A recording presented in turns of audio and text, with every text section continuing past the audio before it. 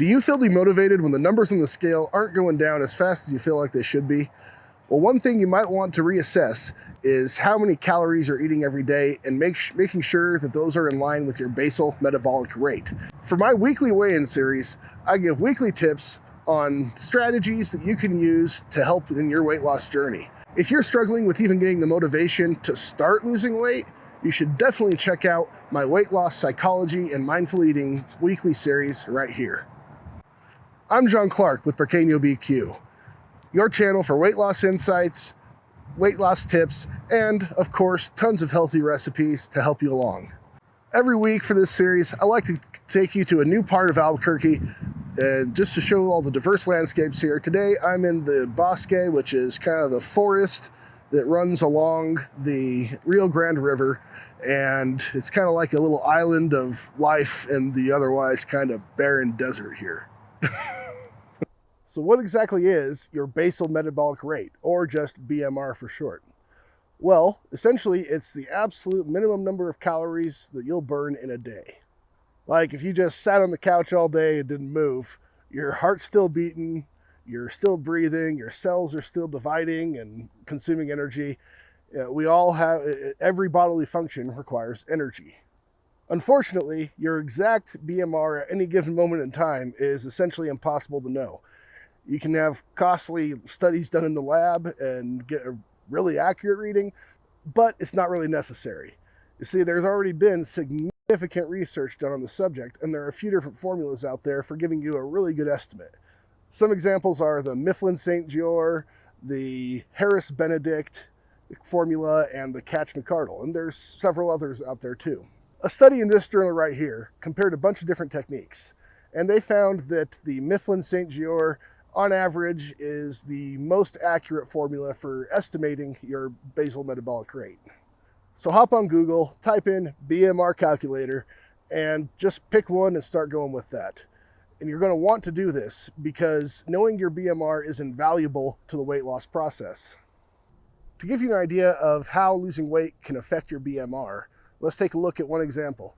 Say we have a 35-year-old man who's 5'10" and weighs 300 pounds and exercises 1 to 3 times a week for about 30 minutes at a shot. Well, that man is going to burn 3,150 calories about in a given day. If we take that same man, but lower his weight to 200 pounds, all of a sudden he's only burning 2,550 calories a day. So your weight has a pretty significant impact on your BMR. But this is actually kind of a problem when you're trying to lose weight, because you can eat more calories and still lose weight the more heavy you are. It's kind of counterintuitive, right? But if that same man, when he weighs 300 pounds, eats 3,000 calories a day, he'll lose weight.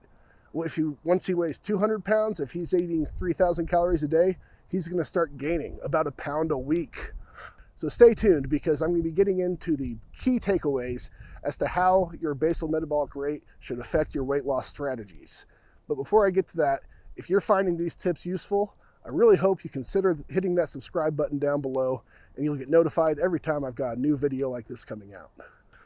Before I get to those key takeaways, let's get to John's weigh-in of the week. So right here are my measurements for last week. And right here, my measurements for this week.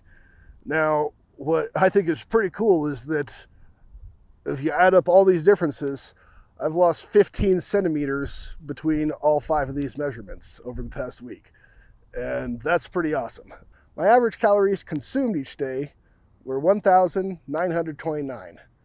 My average calories that I burned through exercising was 435.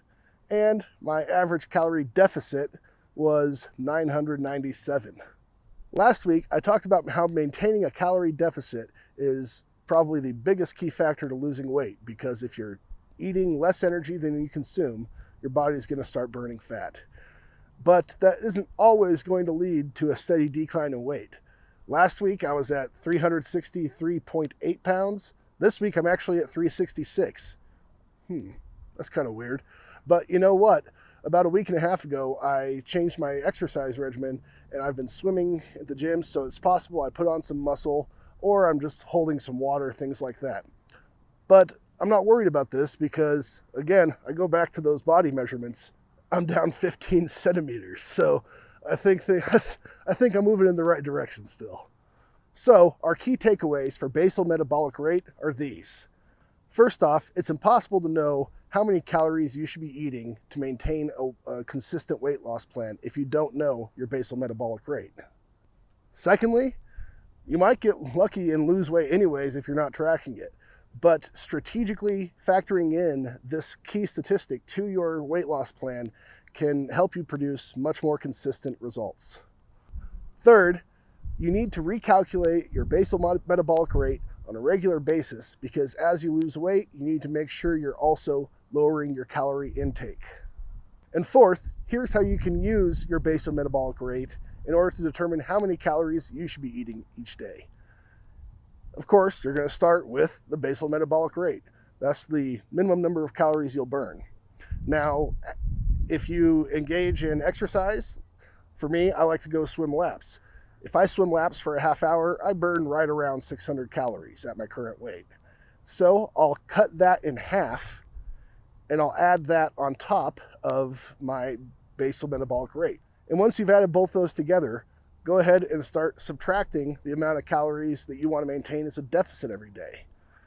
The larger your calorie deficit, on average, the faster you'll lose weight. But there is a fifth key takeaway here. You don't want to eat too few calories. Harvard Medical School states that the minimum number of calories that a woman should eat in a day is right around 1,200, and for a man, it's at least 1,500. If you don't eat enough calories, it's actually counterproductive to your weight loss goals because your body will start to burn fewer calories. So those are the 5 key takeaways you need to know about basal metabolic rate. I'm John Clark with Bracanio BQ. Thanks for joining me for this week's Weigh-In of the Week. And I hope you'll consider hitting that subscribe button down below to get notified next time there's a video like this if this was helpful for you. Now, I'd like to know what kind of progress you're making on your weight loss journey. Don't be afraid to post down below in the comments and let everyone know how you're doing, and I'll be sure to give you a shout out.